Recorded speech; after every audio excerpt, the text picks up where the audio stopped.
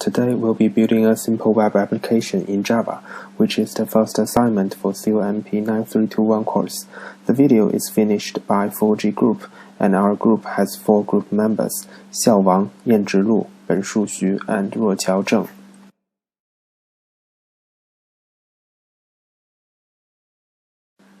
The assignment will use a subset of the dblp for building an application that allows the user to discover information about available computer science bibliography and select a particular publication,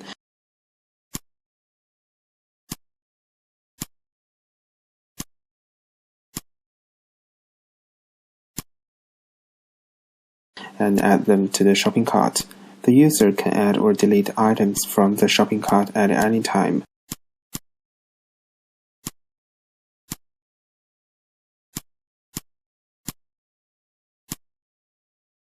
Besides, we designed the statistic function, which will help the user to analyze the information.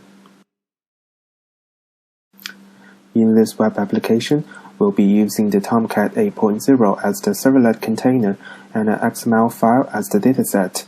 We're writing some JSP pages and using a servlet to navigate between them. Now we'll be introducing the full walkthrough. Okay, let's get started. First of all, we should open the Eclipse, and then we should build a new web dynamic project.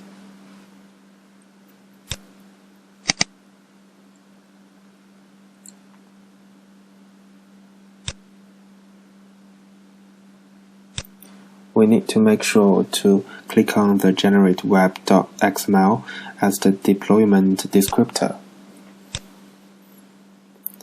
And then we can click on the reference menu to create a Tomcat server in runtime environment, and then we can run the server.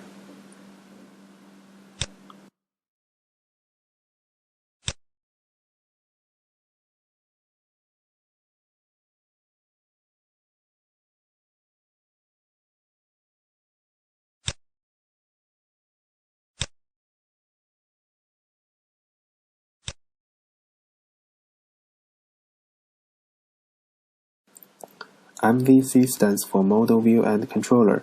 It is a design pattern that separates the business logic, presentation logic, and data. Controller acts as an interface between view and model. Most important, controller intercepts all the incoming requests. Model represents the state of the application, just like data. It can also have business logic. View represents the presentation, just like UI, which is the user interface. The picture shows how the MVC works. This is the servlet, which is the controller in the picture.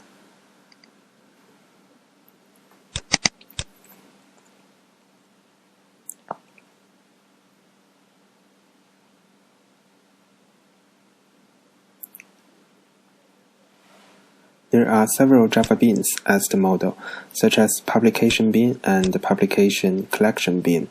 There are classes that encapsulate many objects into a single object. There are serializable, have a zero-argument constructor, and allow access to properties using getter and setter methods.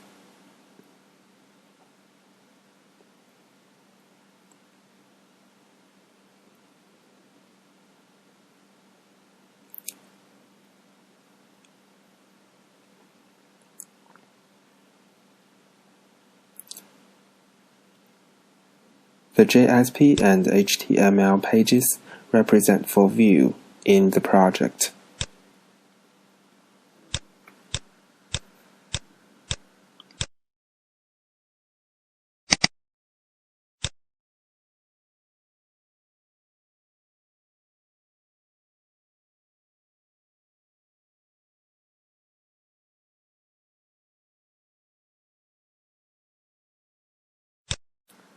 We also need to configure the web.xml. This is also called deployment descriptor, which is used to determine how URLs map to servlets, which URLs require authentication, and other information. We need to modify 4 parts: welcome file list, servlet, session config, and servlet mapping. There are two standard APIs for parsing XML documents, sex and DOM.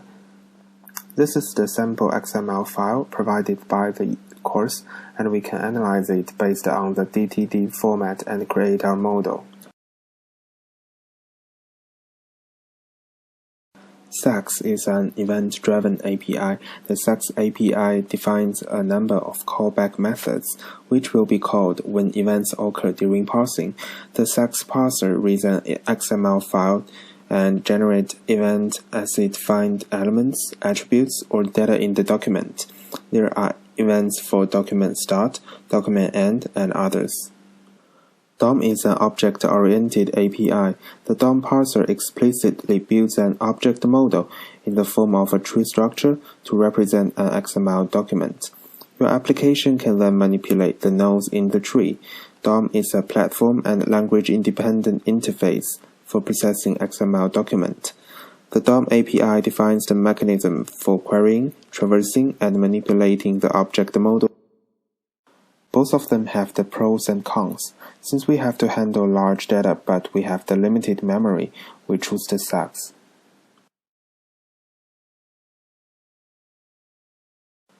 To implement the XML extraction, we use dataParser class.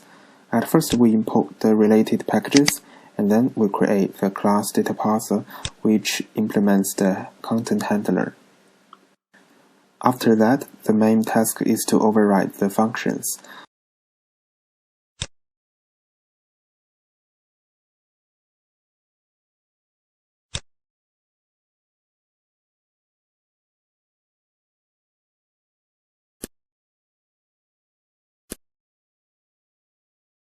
Document event functions, including the start document and the end document, are used to handle the start document and end document events.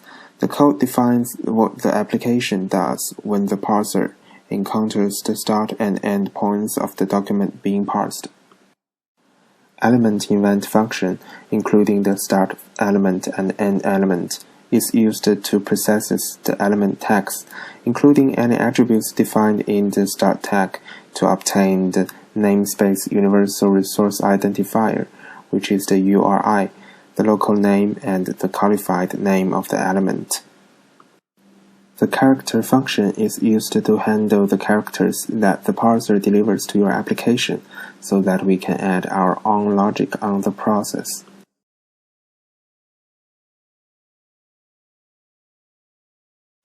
First of all, we need to build a search form on JSP pages, which includes basic search and advanced search.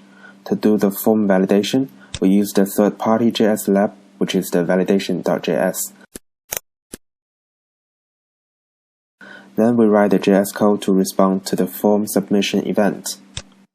In this function, we gather the form data and send them via Ajax method.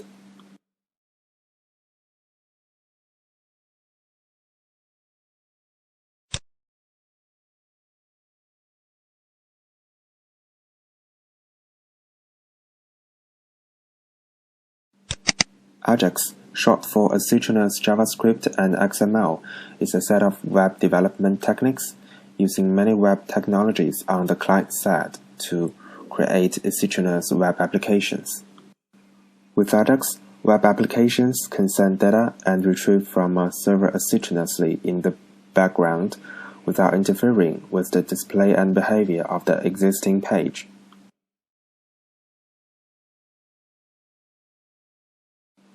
After the request is sent, the servlet as the controller will intercept the request from the browser and handle it. It will call our dataParse function. The dataParse function will parse the XML and return the Java bin, which is the publication bin.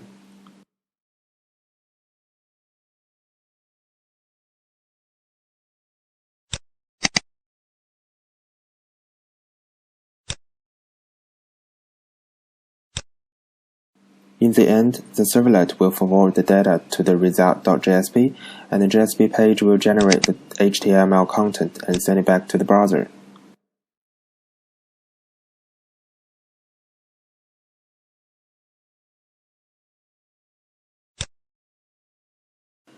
There are many ways to implement the pagination.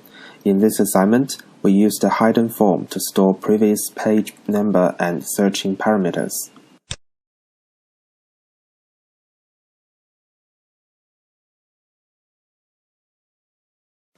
When the user clicks the shopping cart icon or button, it will trigger the JS functions. The JS functions will send the request via Ajax method. The servlet will call relative Java functions to add the Java objects to user session. Unless the session is expired or destroyed, the shopping cart information will remain. Actually, we can use database to make the shopping cart data persistent, but in the Assignment 1, we are required to use session.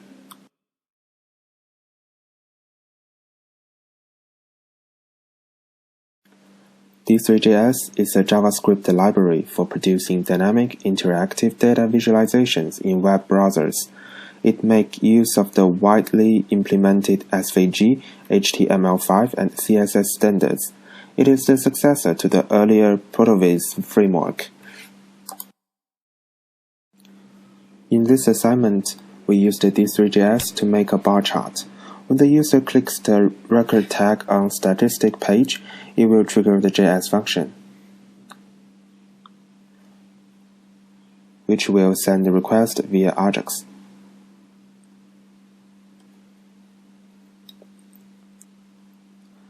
The servlet will call the statistic function to generate the JSON data and send it back to the browser.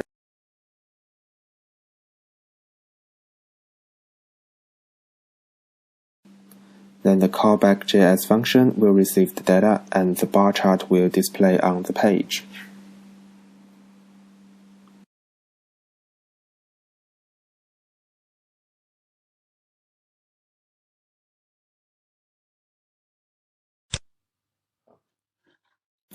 The key issue is to understand the D3JS API, especially the input data format.